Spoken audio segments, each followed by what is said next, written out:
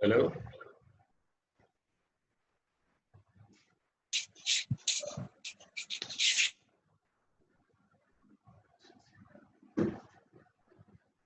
No. The Permanent Secretary, can you hear us, ma'am?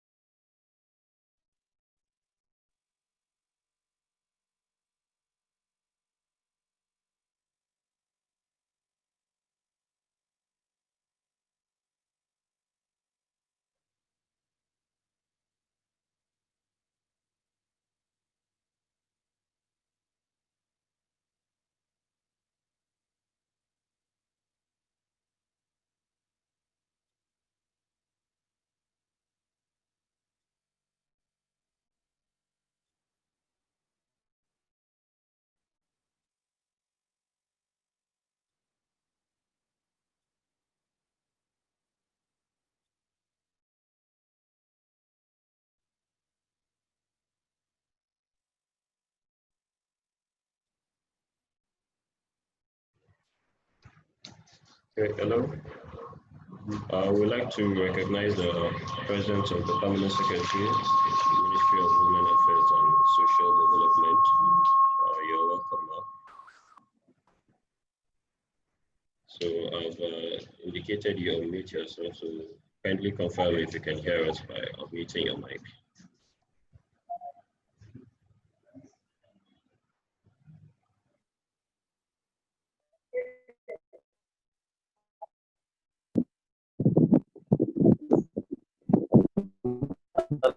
Hello?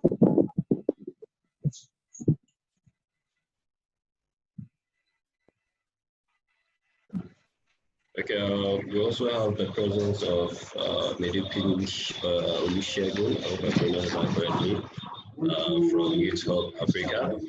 You're welcome. I've asked you to unmute yourself as well. Kindly confirm if you can hear us. Yeah, I can hear you. Okay, thank you very much. You're welcome. Thank you, sir. The Permanent Secretary, Ministry of Women Affairs. We've indicated you also unmute your mic. Kindly confirm if you can hear us.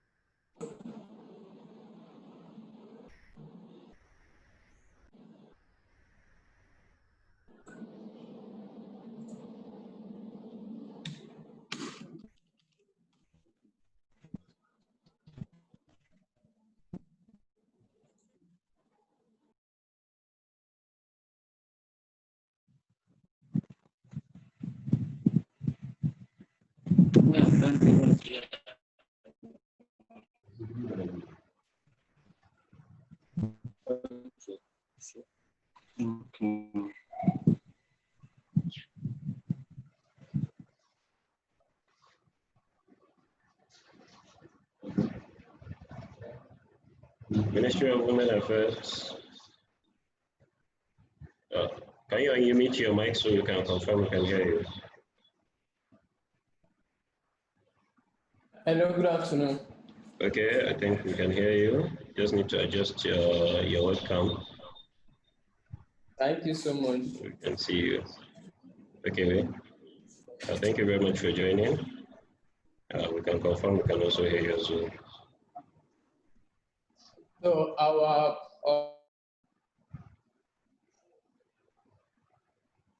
Please unmute yourself. Okay. hello.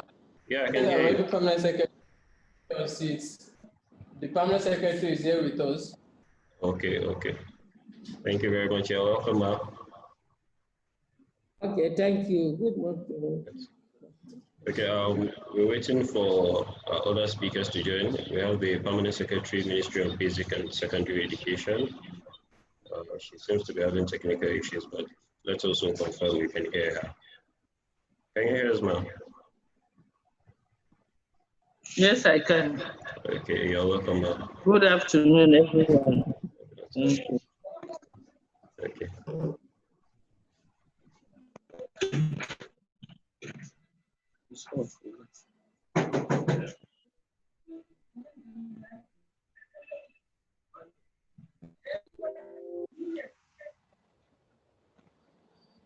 Just back. Hello.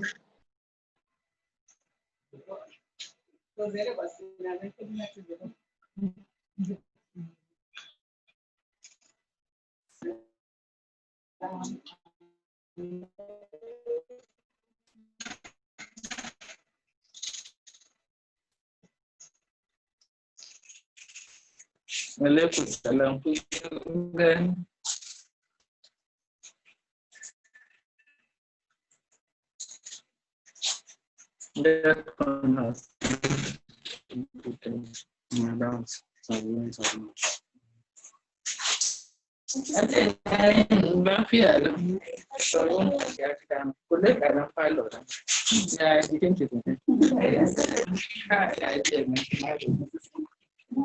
Direct that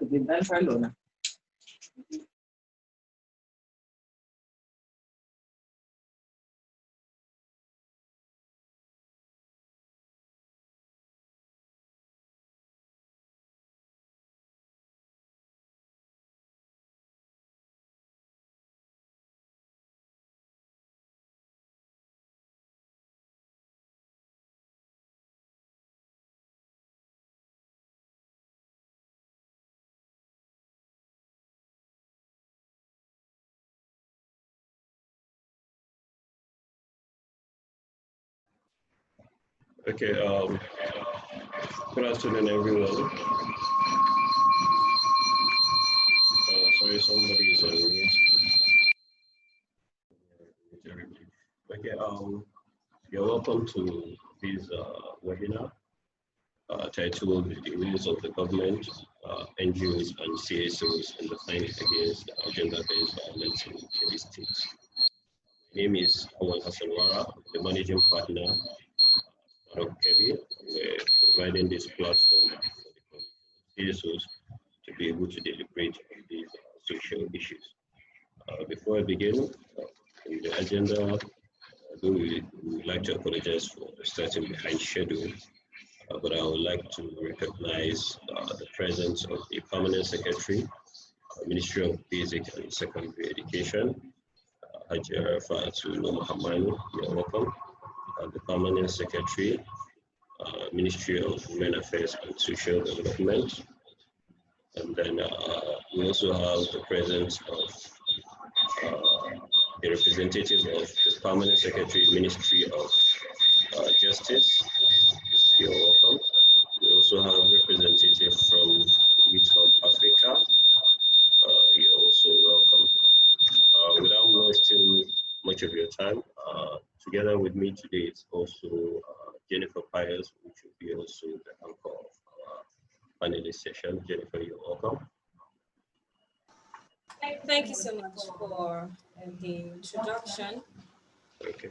Today we will be having the discussion on the role of the government, NGOs and CSOs in the fight against gender-based violence.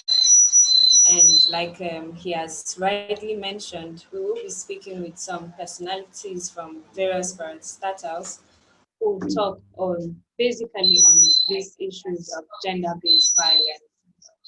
And so we would plead that all the stakeholders, please, you have to unmute yourself once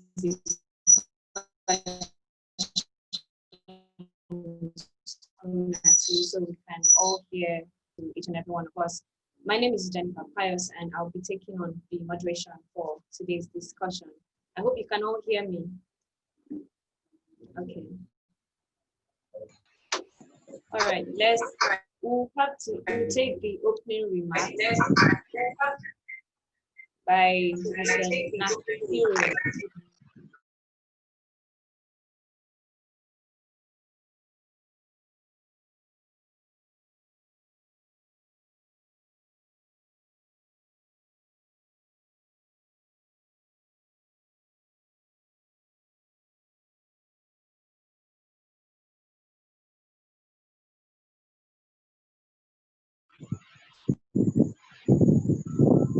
It's still going. Yes.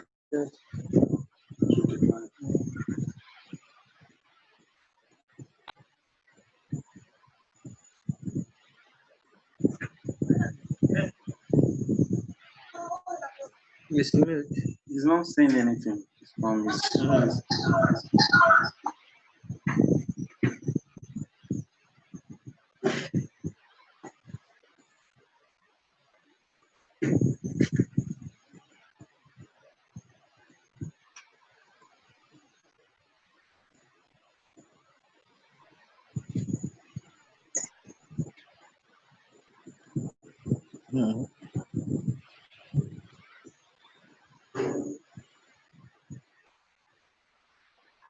They might have problem.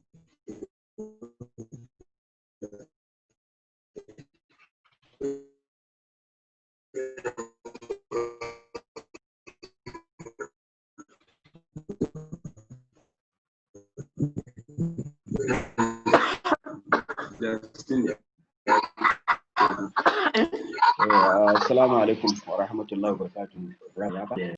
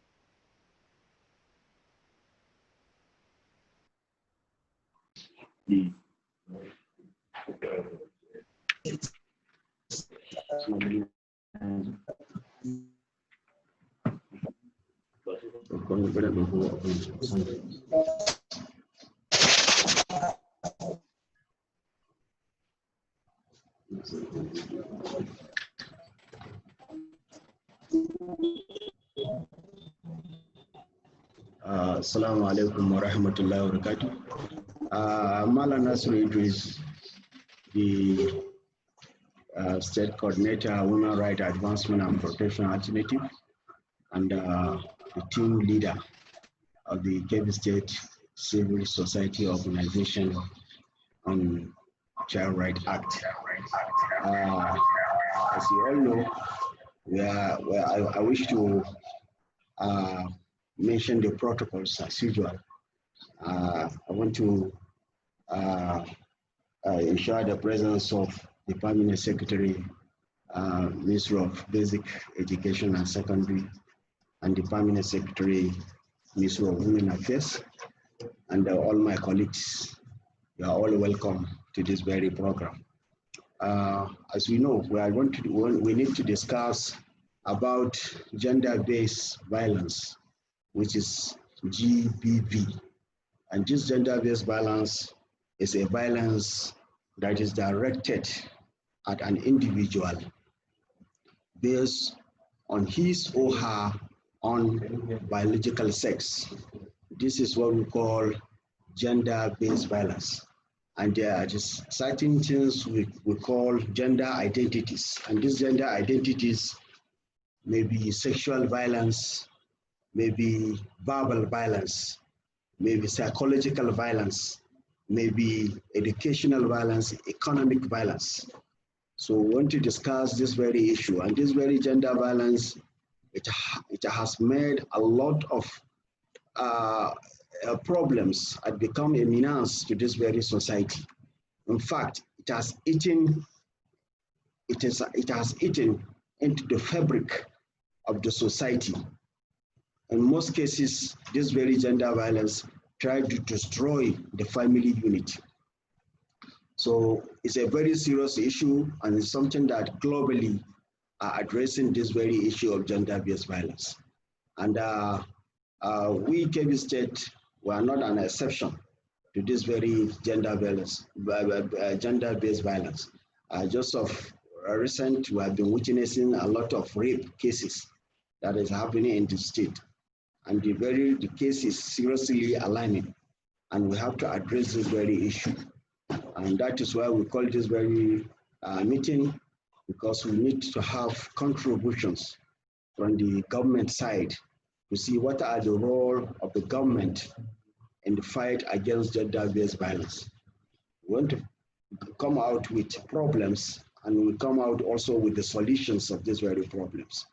And in so doing, we are going to forge ahead and to see how we are going to tackle this very menace that is seriously now bringing a serious menace into the society. Thank you very much. And we are going to listen to the guest. Thank you very much.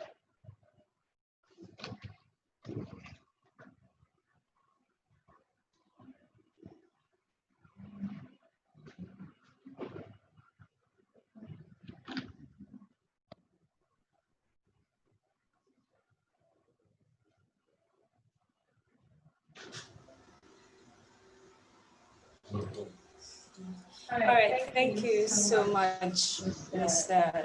Nasiru Idris. We'll move on to the discussion for today. I'll still want to apologize. We started behind schedule, but we promise that we will stick to the discussion for today as well, stick to time. I'm aware that we have the Ministry of Justice with us. We have Ministry of Education, representing from Women Affairs. And we will be talking about the role of the government, especially the business partners that we talk about what's their role and the part they have to play in the fight against gender-based violence. Okay, I'll begin with the Ministry of Women Affairs. Hello, Ma. Ministry of Women Affairs.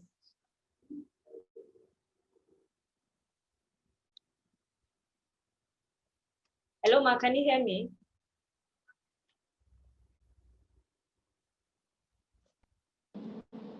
Yeah. Hello, yes, I can hear Okay, you now. Okay, Ma. Good afternoon. All right, we'll begin. Good afternoon and welcome to this discussion. Okay, with pleasure having you on board. I am Permanent Secretary, Ministry of Women and Social Development. My name is Aisha. Aisha Muhammad Maikurata. Okay, Ma. We'll begin with the Ministry of Women Affairs. Yes, I can hear you. Okay. Can you give us a brief situation report of gender-based violence in Kebbi State? Now, we've heard of a lot of cases in various states. We've heard of cases here in Kebbi as well.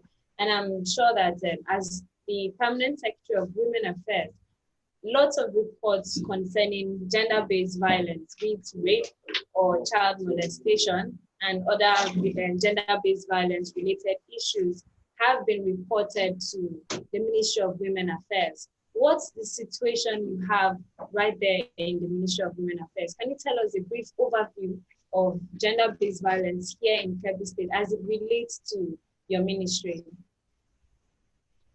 Okay, thank you. Some of the cases are not yet reported to us.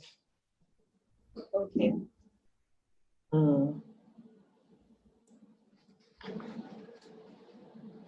Hello, ma. Yes, can you hear me?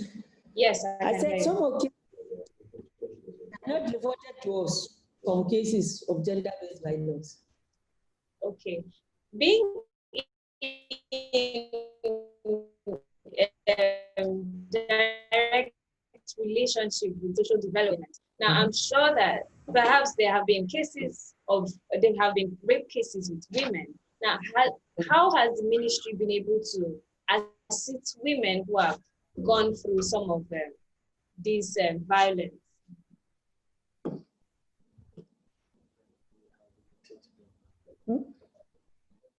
Hello, ma. Hello, yes. Okay, Hello. Hello, can you hear me? Yes, I can hear you. Okay, now this is the Ministry of Women Affairs and Social Development. This has the direct link with women. Now, there are cases of women experiencing rape and other forms of molestation. Now, as the Permanent Secretary of Women Affairs, what has been your role in assisting these women or overcome some of these issues relating to gender-based violence? Okay, hello, we are following, sister. We are following the cases, my sister. Okay. What exactly has been your role in following up these cases? Do you go out to the women, or do you take them to what exactly are those roles you play in following up the cases?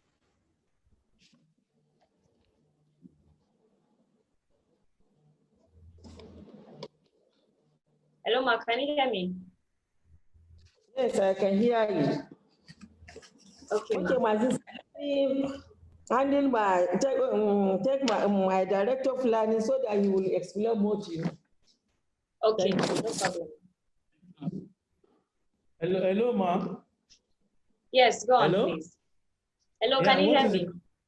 Yeah, we can hear Now, you. I'm asking, as the Ministry of Women Affairs, you have direct link with women, and you have a part to play in assisting women through the issues of gender-based violence. What exactly has been your role? And the Permanent Secretary had mentioned earlier that they are following up the cases which has been brought to them. Now, what exactly are the roles you play in assisting these women through the violence experience which they've had? Yeah, actually, the ministry, as it mandates, play a very vital role towards to see that actually women are not violated their rights. And if it happens, the ministry take it up very seriously. We liaise with all law enforcement agents to see actually these women's rights are being protected. For example, now, if there's any rape case, we liaise with the Ministry of Health, Ministry of Justice, to see actually the perpetrators does not set free, do not go free. And the issue we are having is at times the parent concerned always doesn't allow the case to go because simply for the fear of stigmatization and what have you. But we feel it's deemed necessary that all people who violate and perpetrate any violence against women should be punished so as to serve as a deterrent to others. Actually, that's what the ministry does. Okay, thank you so much for the response. I'll move to Ministry of Justice. Ministry of Justice.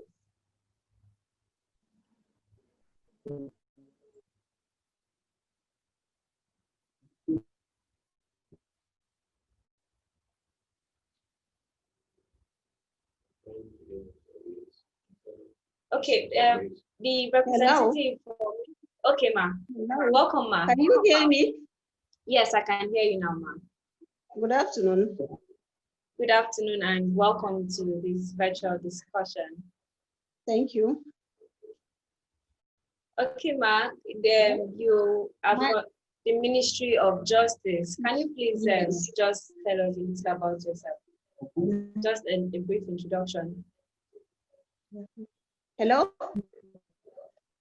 Hello? Hello, can you hear me? Yes, I can hear you now. Okay, please just a brief introduction of yourself to the general. Okay, my name is Hawa Osman Osara. I'm representing the Permanent Secretary, Minister of Justice. All right, Ma, thank you so much. Let's move directly to a discussion that's the role of government, but we'll streamline it to the role of Ministry of Justice in the fight against gender-based violence. Now, for every case of gender-based violence, it always runs back to the Ministry of Justice. Now, we are complaining that some persons have complained that people are not well served the punishment which they deserve for every gender-based violence situation. What do you have to say about this? Hello? Hello, ma'am. Yes, okay, come again. Okay, I said that there's a complaint that people do not get the appropriate punishment for gender-based violence cases in the country, or let me limit that to Kebbi State. What do you have to say concerning this? Is the ministry really on the ground of these cases? Are they really following through in terms of the constitution on these cases? Yes. You know, the major role in which Minister of Justice played. Can you hear me? Yes, you can hear you. Okay. Normally the case go to the police. After thorough investigation by the police, they do send the case diary to us here in Ministry of Justice.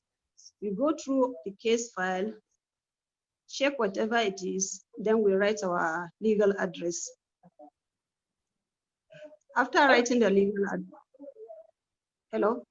Yes, after writing the legal address and advice, we do write, we send it back to the police, then they will send the original case diary to us for prosecution.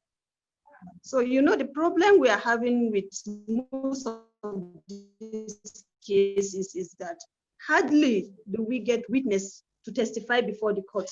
But we are doing all our best to see that whenever there is a good case and the offender is convicted accordingly. Okay, let me refer to what the Permanent Secretary for Women Affairs had talked about. Now, she mentioned that some of these victims do not want to speak up or for fear of stigmatization.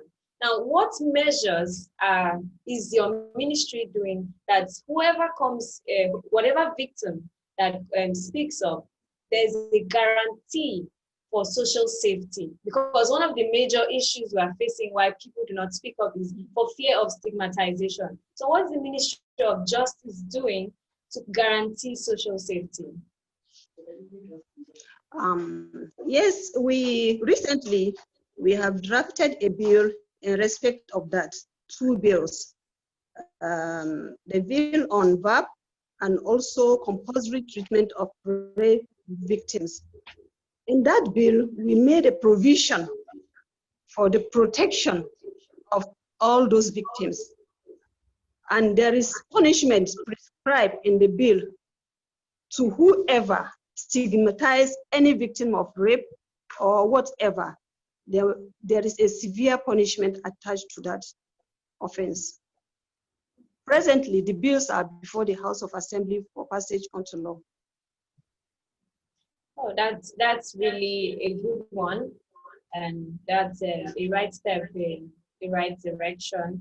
And we hope yes, and also we have reviewed our model penal code and inserted some of those offenses in which they are not in existence, and we made the punishment to be severe than the previous punishment we had in the other penal code. Okay, talking about how severe punishment will be, I'll take reference from the Kaduna State, the wife of the Kaduna State. Now she talked about the justice making provision for either castration or death of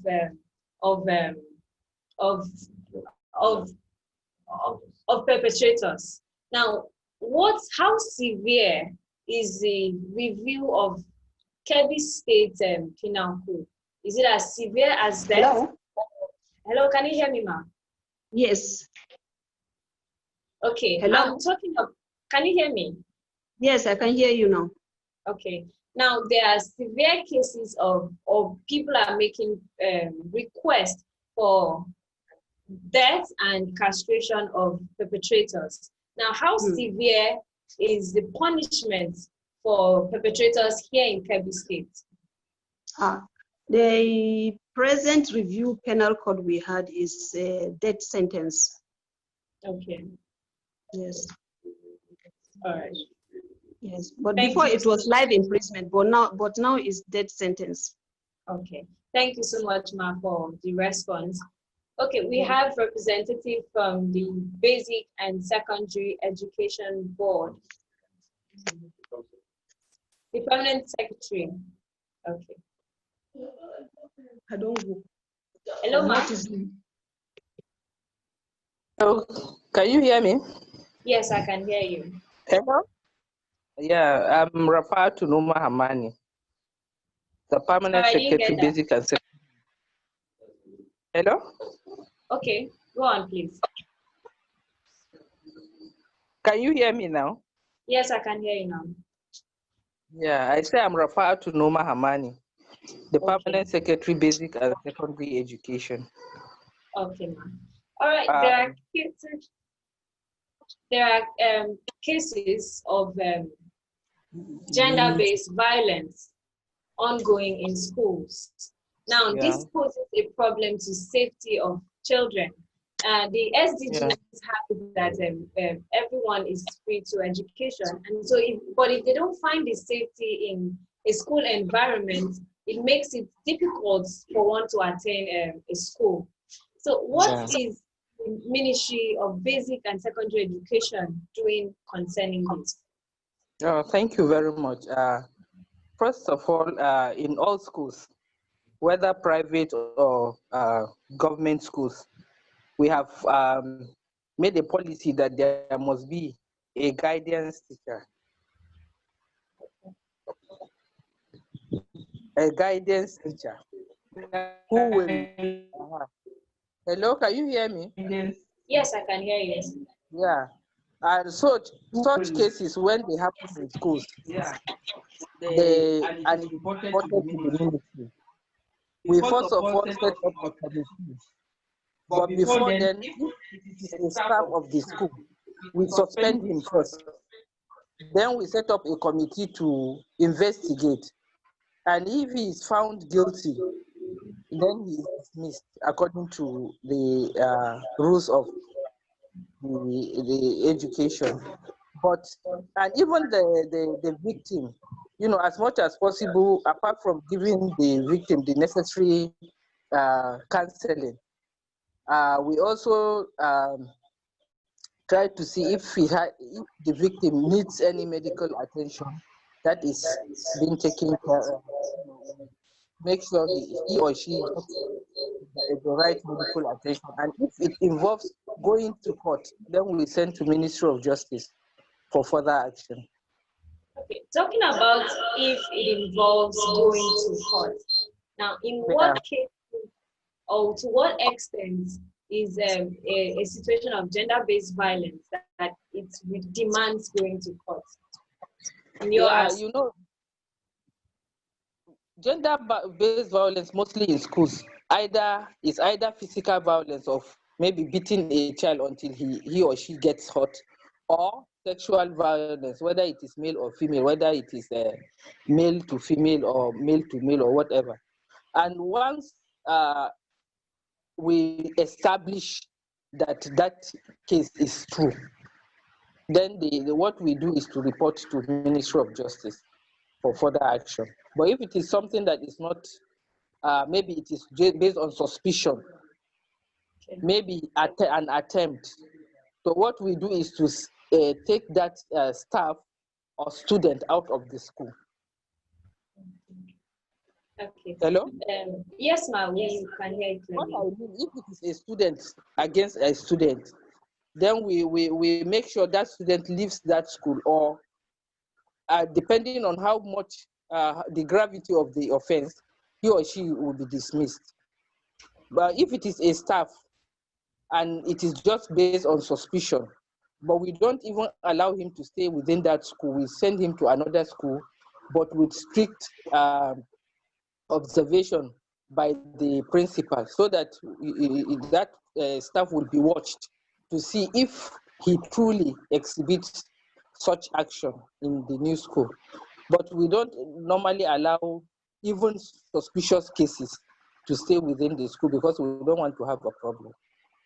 Okay, this is really great. But I still want to find out, are there preventive measures put in place to fight gender-based violence? Because it's very traumatizing for anyone to go through any form of violence. So it's always best to prevent. So what preventive measures is the Basic and Secondary Education Board putting in place in various schools? Well, first and foremost, we sensitize both students and teachers and other staff.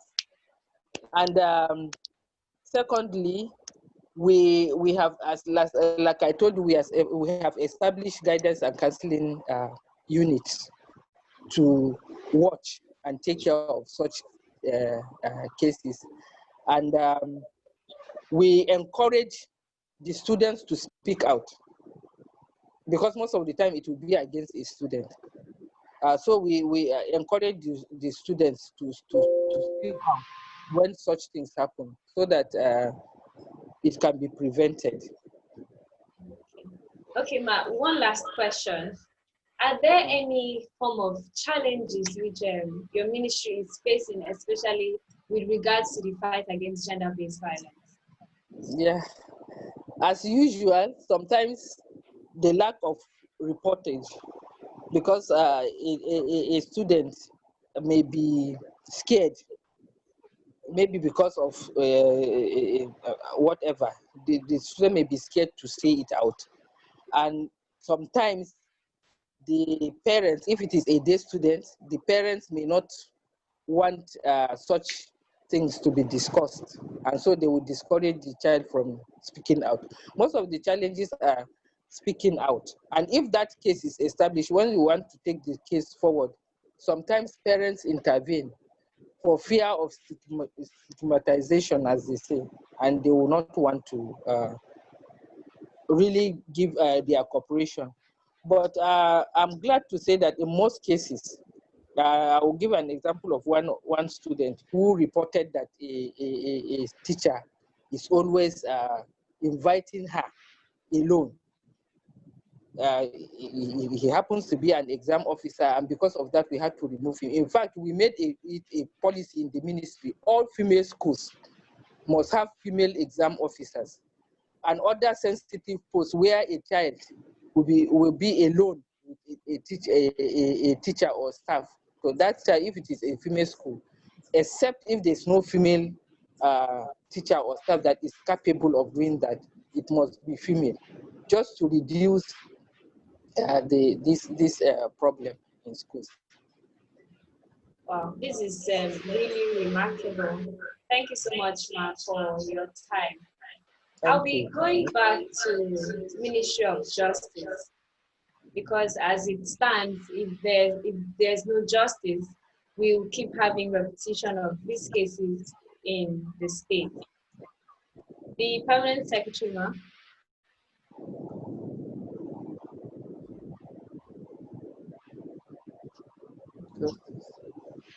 Hello.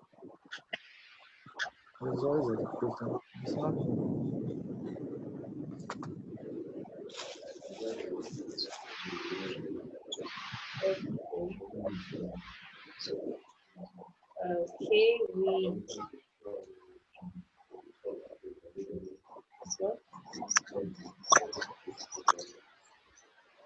Okay, we have we have a representative from Youth Hub Africa.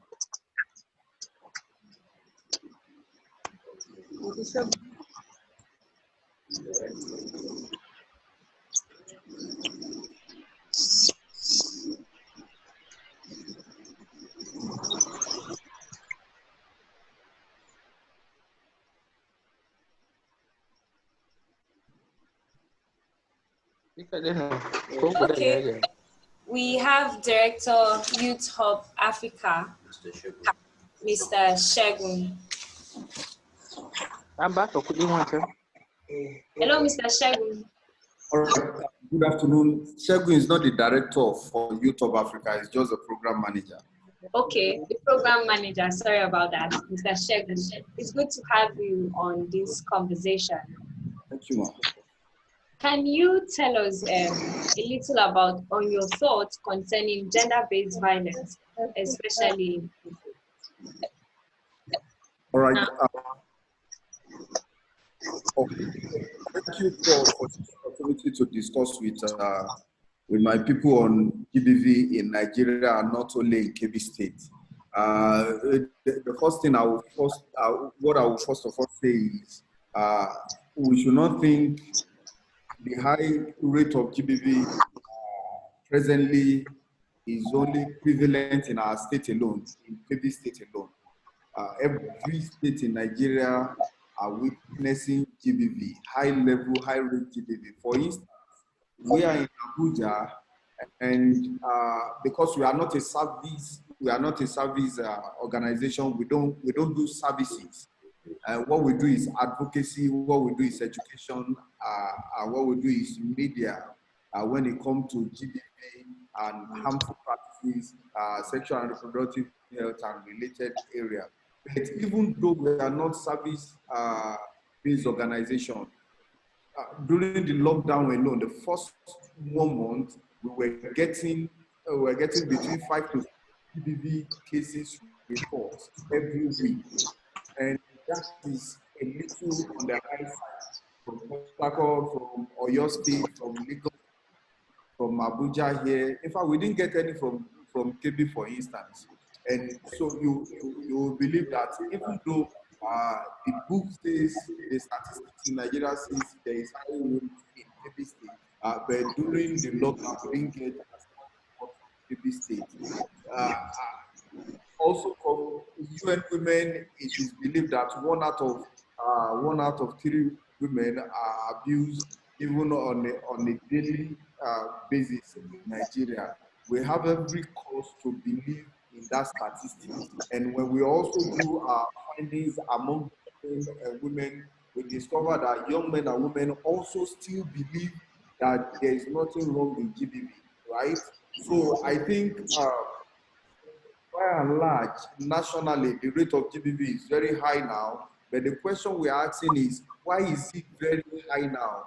Is it that it wasn't there before the lockdown, or because people don't talk about it before the lockdown, and it was only the lockdown that we about GBV? So these are questions that every day we try to get answer to. And I hope before we leave this week, this afternoon, we will also get locations specific that we can see, okay, in Kebbi State, this is why the cases are a little This is really a great work which the Youth of Africa is putting in, especially with regards to the fight against gender-based violence. Now, one more question. In your, you talked about working with various organizations to make sure there's a fight against, and you've also talked about creating awareness concerning gender-based violence, which of course it's paramount, because we need basic information concerning gender-based violence.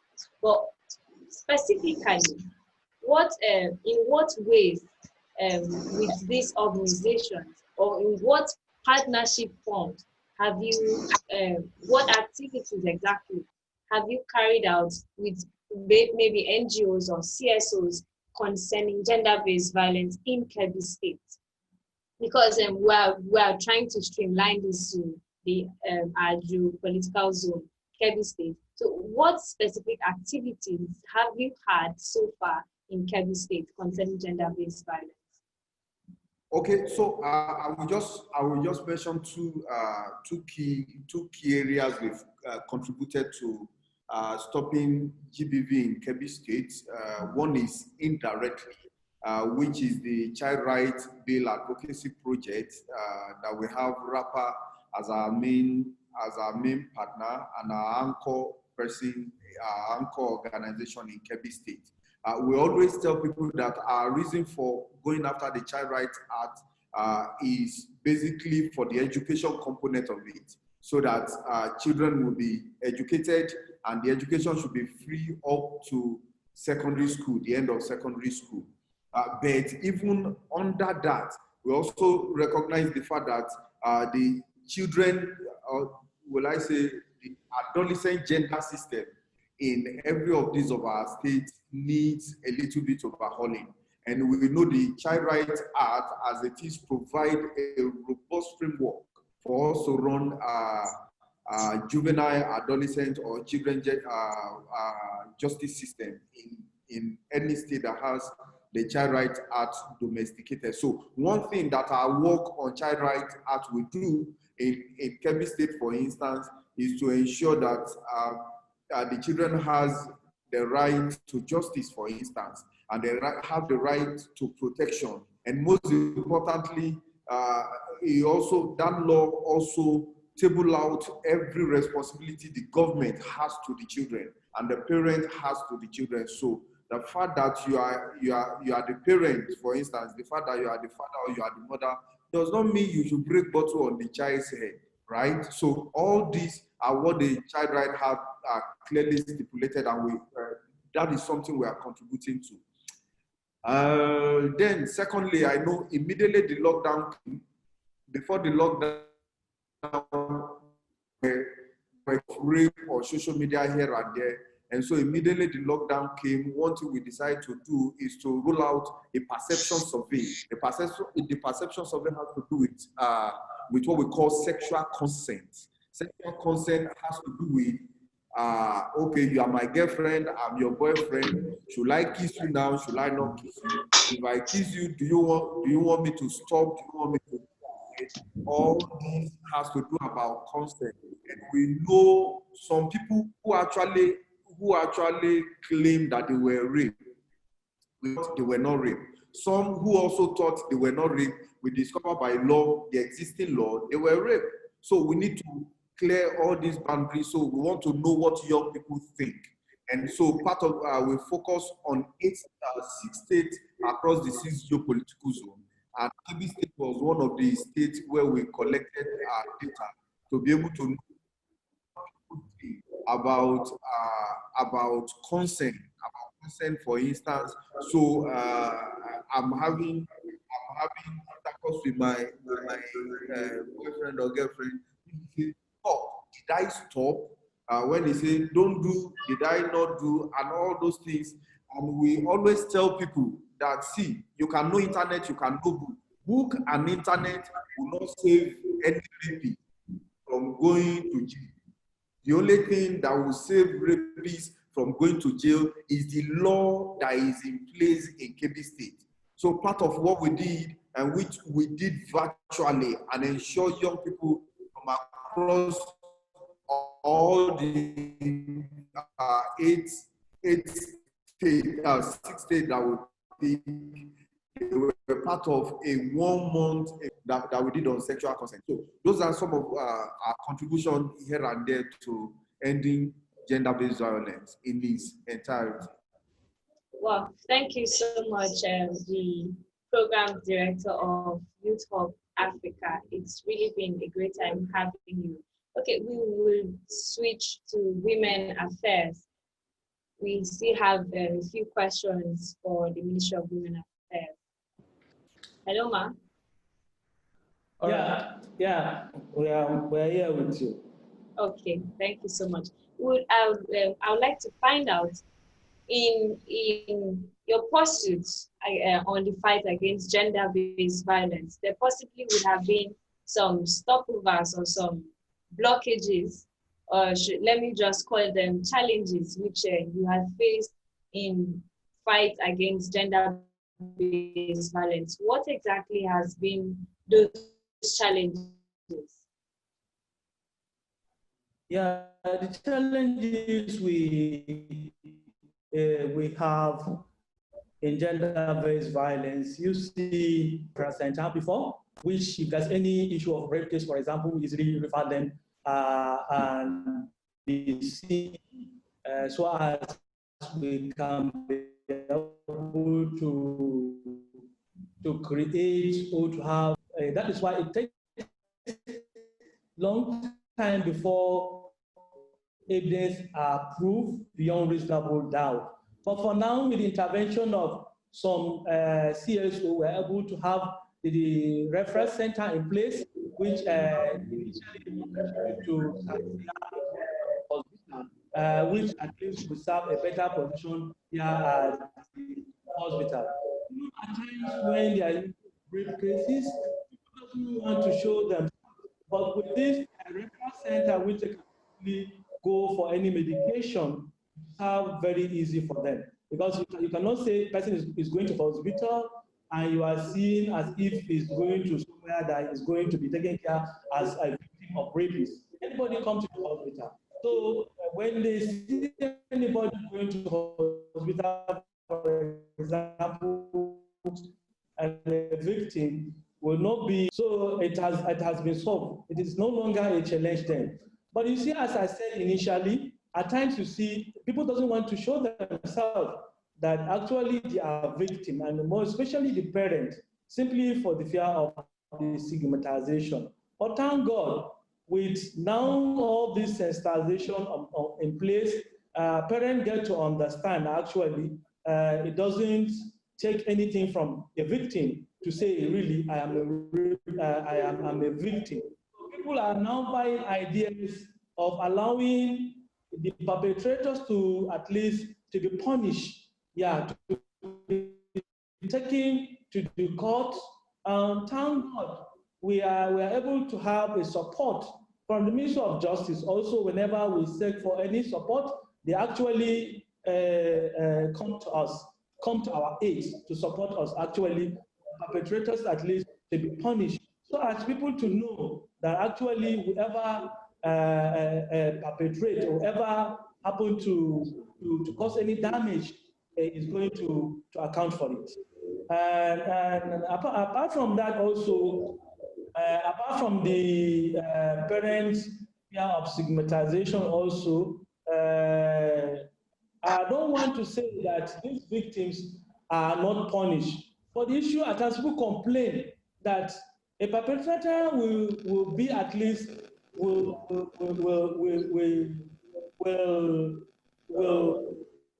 cause an issue, for example, and within a short period of time, and that person will be seen outside. So people will be wondering why, how that is happening. There's a lot of complaint at times that people who commit, and in a short period of time, they are seen outside and they are not being fully punished. So that it is the question that I cannot answer. Why is it sometimes the perpetrators, after committing this offense, in a short period of time, you will see them outside moving? So it has been a challenge for us, even at times, to answer such questions when people ask us. So we don't know exactly what is happening. Why these perpetrators are not seriously punished, or why are they not detained for a period of time, at least for people not to see them outside, so as to have rest of mind. That is mostly the challenge that I can now see. Thank you very much for the opportunity. Okay, but there's still some questions. Now, there has been a call for a home away from home center of rehabilitation of victims. Now, it's one thing to get justice for victims. It's also another thing for them to fully regain from the trauma of violence. Now, is the ministry, that's the Ministry of Women Affairs, considering acquiring this center or perhaps something similar to this?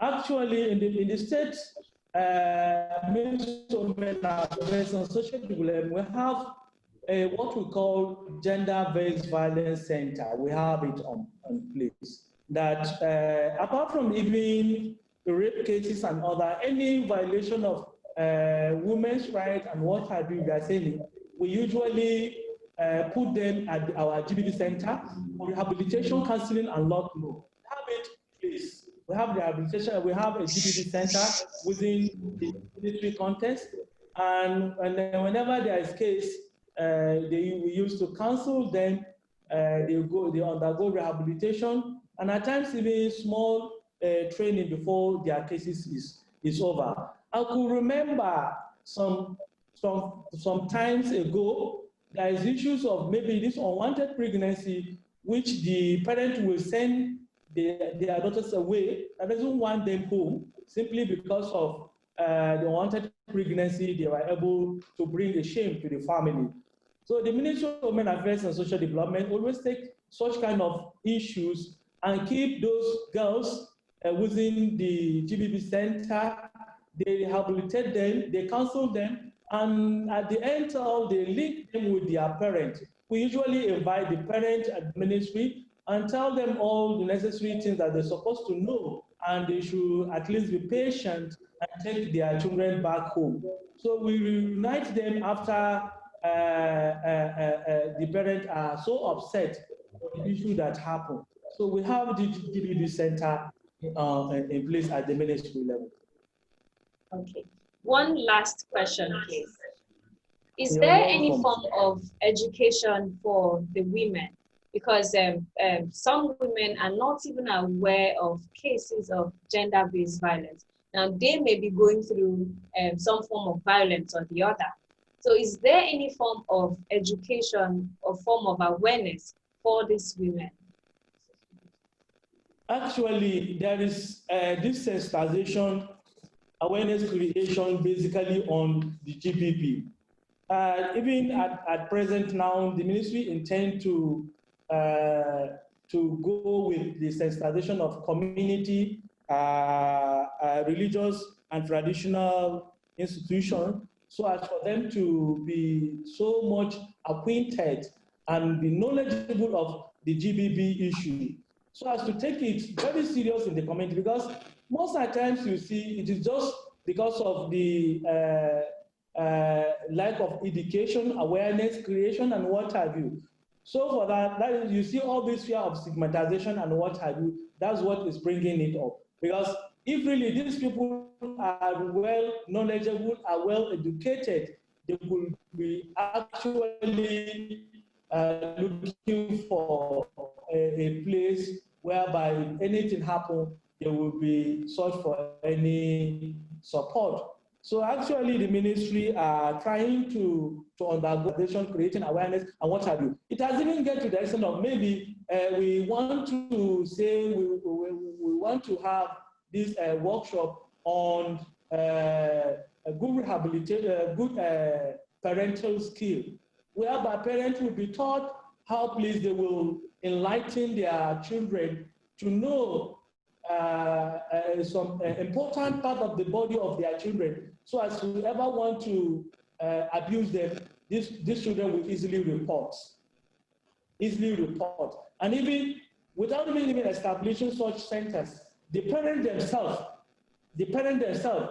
they will want to have a good parental skill workshop, so as the parents should understand how they can educate their children. How they can educate their children. I don't want to say it's sex education because people may be thinking it's a taboo. It wasn't like that. Now it's beyond what we are thinking. It's good for our children to know that whoever want to perpetrate, whoever want to abuse them, they can definitely identify the signing. Because there's some signing to the perpetrators when they want to abuse. And there's also pedophiles, this which they will bring children very close to them and even the parent will not even understand that the danger into it. They want to inflict pain to these children. So the children will be very they trust the person, and also the parent will also trust the person. But at the end, the reverse will be the case. They'll be causing more harm than good. So it's good that the parents should understand that it is not all person that you trust and leave your child with. And your child needs to have some certain education, and you too should have some certain level of education whereby you will guide that your child not to be victim by circumstances. So all right, thank you. Thank you very much, ma'am. Thank you so much for your time.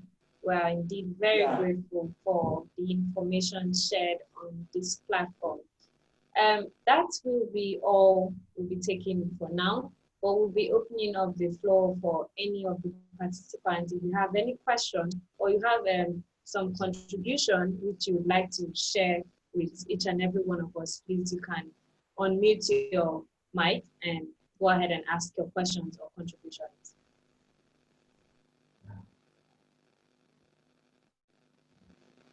Is there anyone with a contribution or a question? Might just indicate so your mic will be unmuted.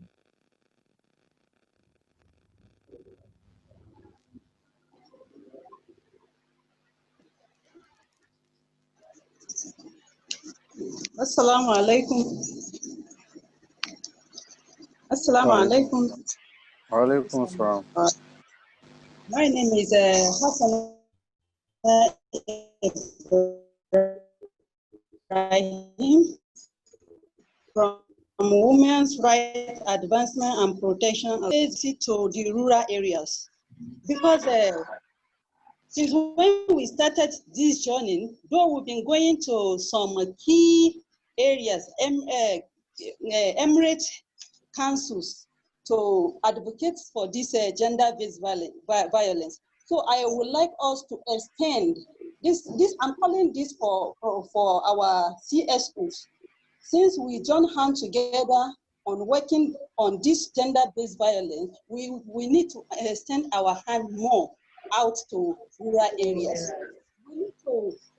There is a plan that I draw the other time that we had an technical training for 3 days, that we need to go and see those district heads, religious leaders, and Islamians in rural areas, because they need us. These people, they are not educated. They don't know anything on this sex education, be sexual assault, harassment, or any form of domestic violence. They don't have much knowledge on that. So we need to go to them, to lend our voices to them, so that they will teach their children, they will teach one another about this gender-based violence. We need to tell them too the effort we are making on that. Hello. Thank you. Hello. Hello, ma'am. Hello. Hello. I am so Yakubu Mohammed Yahudi, representing my permanent secretary, State Ministry of Women Affairs and Social Development. Okay. Yeah. I want to say that actually, my contribution is we should also look at, parents should also take good care of, because the kind of phones that their children handle is also contributing a lot of things to the abuse and molestation of children themselves. At times you see a child holding a phone, a big phone that he can have access to all these pornographic films. And parents wouldn't mind at least whatever the child is doing with that phone. So children learn a lot of things that you could not even imagine. How do they get to understand how this operates? So with that, we parents should be very careful. We shouldn't be so careless to leave our children to know most of the things that they're supposed not to know. And apart from that, you could see some parents exposing themselves before the children, which is quite embarrassing, and it's not good enough to children to experience such things. With that, they learn a lot of things. And as such, they may likely practice it. They will be abusing themselves within the home, and actually the parents will not even know that such thing is happening till when it gets worse. That is my contribution for now. Thank you so much, sir, for your contribution. Is there any other contribution? We'll take one more. Hello. Hello, good afternoon. Yeah, good afternoon. Yeah, that's Muhammad Lulu.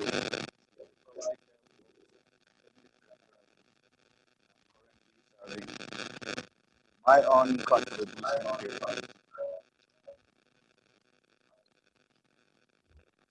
Hello. Hello.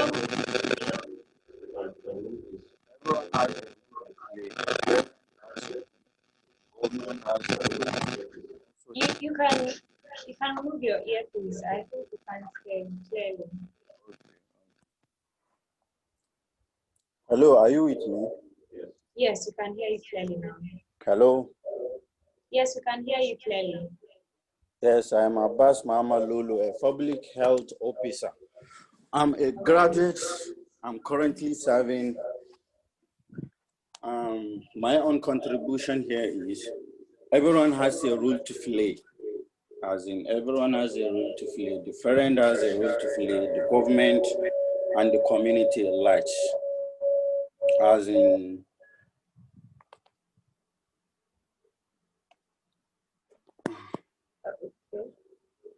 Okay, we've lost Mr. Lulu. That will be all we'll be taking for today. For our vote of thanks, I would like to call on Ambassador Nafisa Abubakar Zaki. Ambassador Nafisa. Yes, good afternoon, everyone.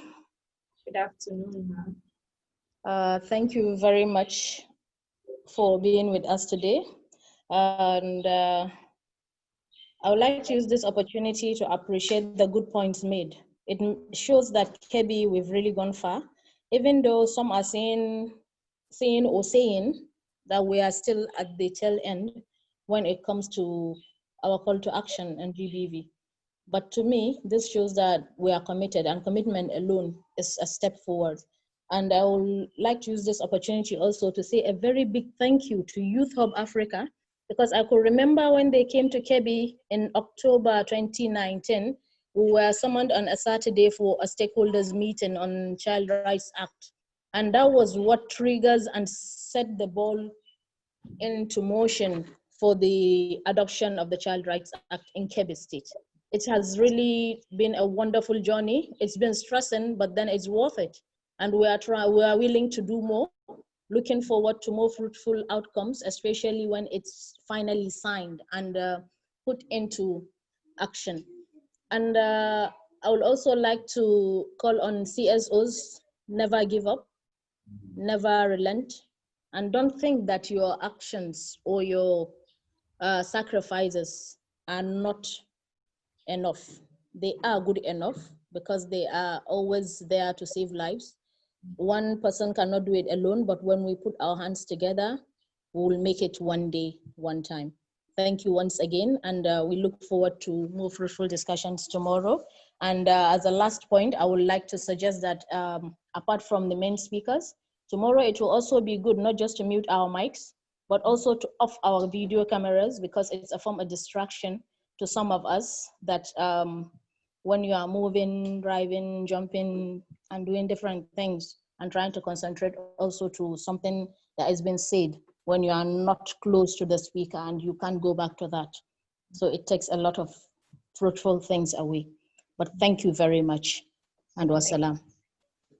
Thank you so much, Ambassador Nafisa. And this is where we will draw the curtains for today.